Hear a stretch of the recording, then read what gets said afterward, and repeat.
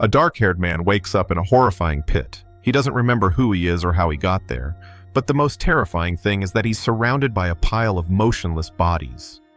The man screams and calls for help. Soon he finds a gun in the pit. A woman appears above and throws down a thick rope. With her help, the man climbs out of the dreadful hole.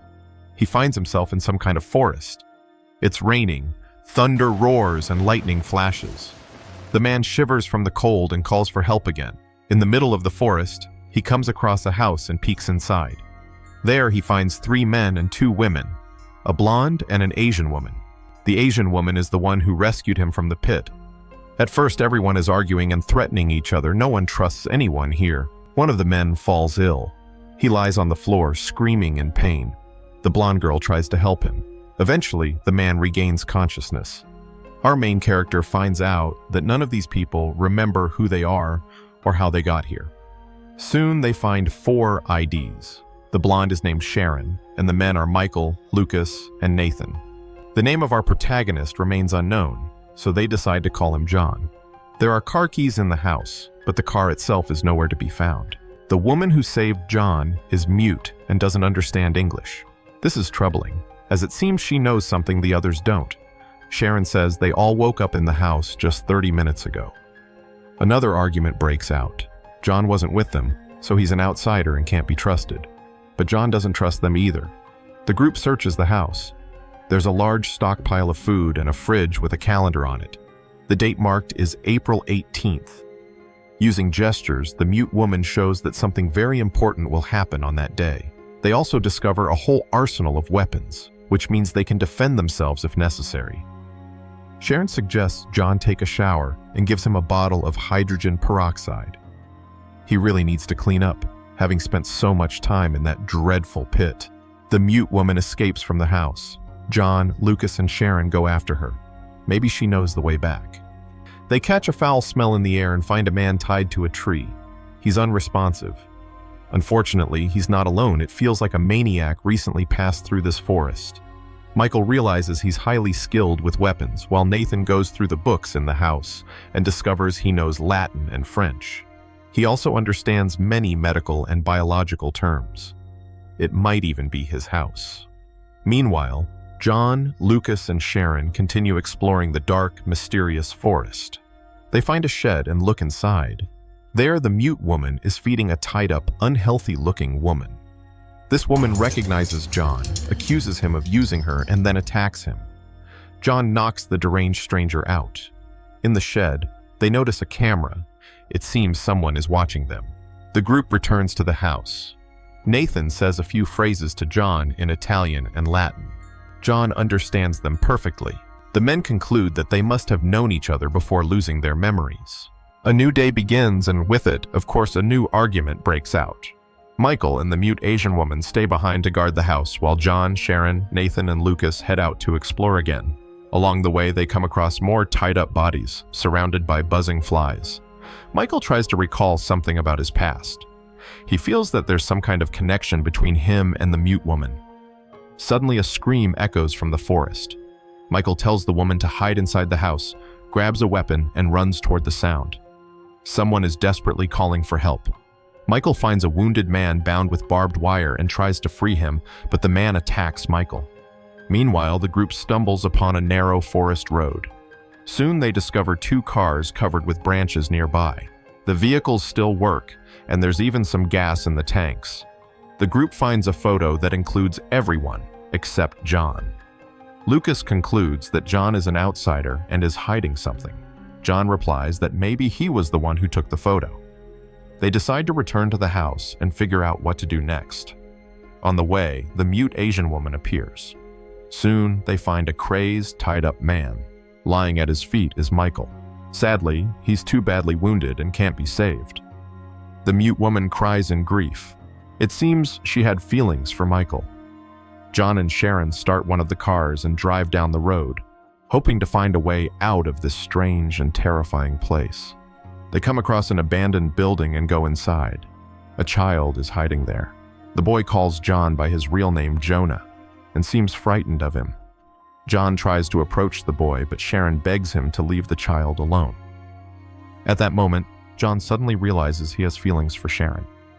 Lucas begins to regain some memories. He thinks he knows the mute woman well. He suffers from constant headaches. The mute woman tries to show Nathan something and leads him into the forest. It turns out the tied-up woman she had been feeding in the shed has escaped. Nathan and the woman arrive at a small lake. Nathan desperately tries to remember who he really is. Soon Nathan finds another cabin. On the ground nearby, he spots a pair of glasses. When he puts them on, he realizes they're his. From inside the cabin, he hears someone crying. He looks in and sees a woman and a child sitting in an iron cage. Nathan recognizes her. It's Helen. Sadly, neither the mother nor the daughter looks healthy. Suddenly, the woman lunges at Nathan and he's forced to flee. The forest is becoming more dangerous as more zombie-like creatures begin to appear. The Asian woman returns to Lucas, whose condition is worsening. Frightened, she hides from him in the attic as his behavior becomes increasingly erratic. Lucas finds a hatch in the yard leading to a large cellar and climbs down. Inside, he finds surgical instruments, and the place resembles a lab more than a basement. There, he discovers footage of John performing medical experiments on him and other people. Later, John explains that he had developed a vaccine capable of stopping the spread of a dangerous infection, but it causes side effects like temporary amnesia. John and Sharon head back, but a massive tree falls across the road, blocking their path. Along the roadside, they spot a group of men with axes chopping down trees. When the men see John and Sharon, they immediately attack. The pair rushes back to the car to escape the crazed lumberjacks. Surprisingly, the attackers suddenly stop as if they can't go any farther. That's because two zombies are hanging from a nearby tree, and it seems their scent is repelling the axe-wielding men. John and Sharon make it back safely and meet Lucas. Lucas grabs a shotgun and tells Sharon that John conducted horrific experiments on people. Sharon watches the footage from the camera and realizes it's true. Lucas knocks John out, ties his hands and drags him back to the horrifying pit. There, John begins to experience terrifying flashbacks. Lucas returns to the house and demands the car keys from Sharon. He has another fit of unexplained rage and attacks the mute woman and Sharon. Sharon manages to escape, but Lucas catches her and pins her to the floor, trying to kiss her. Just then, Sharon appears with the shotgun and drives Lucas away. He flees the house. John spends several hours in the dreadful pit. Fortunately, the mute Asian woman saves him again. He wants to return to the boy who recognized him, but the shelter in the abandoned building is now empty. There are no children. However, he finds a box that feels familiar. John tries to piece together what's supposed to happen on April 18th. In the shelter, he finds a map. It seems he came here for a reason, to meet someone. Soon, a zombie-like woman spots him. She snatches his car keys and swallows them. John is forced to retrieve them from her body. John drives on and eventually encounters a group of 4 people. Among them is the boy he's been searching for. They all accuse John of causing them pain and demand that he leave them alone. Then they drive away in another car. John examines the abandoned vehicle and finds a medical kit, a map documents addressed to him, and a photo of himself hugging Sharon. At that moment, another car nearly hits him. It's Lucas, and he looks gravely ill. John rushes to the first aid kit and grabs a syringe with the vaccine. He explains to Lucas that his name is Jonah Cook, and that he's a doctor who tried to cure a dangerous infection that turns people into something like zombies or ghouls. Lucas knocks the syringe out of his hands and attacks. John fights back and tries to inject him with the vaccine, but fails. Lucas has been infected for too long. John remembers that Sharon, Lucas, and the others were part of his medical team. Together, they conducted experiments on infected people. The medical kit in the abandoned car contains vaccines John had intended to send to a military base, but he never made it. A few days earlier, John had been attacked by an infected person. To survive, he injected himself and his colleagues with an experimental vaccine. That's why they all lost their memories. That night, Nathan returns to the house. He and Sharon embrace and confess that they've regained their memories. At that moment, zombies attack, and Nathan and Sharon use weapons to defend themselves. Later, Sharon writes John a letter explaining everything that happened. Suddenly, they hear the sound of helicopters and gunfire. It seems the military has arrived. This is what was meant to happen on April 18th. Nathan goes outside and shouts to the soldiers that they're here and waiting for rescue. Unfortunately, the soldiers are ordered to leave no survivors and open fire. At dawn, Jonah runs back toward the house on foot. He sees what has become of Nathan. Sharon and the mute woman also watch helplessly. Jonah finds Sharon and hugs her. Meanwhile, the mute woman hides from the cleanup squad. Jonah and Sharon try to escape, but a zombie attacks and injures Sharon.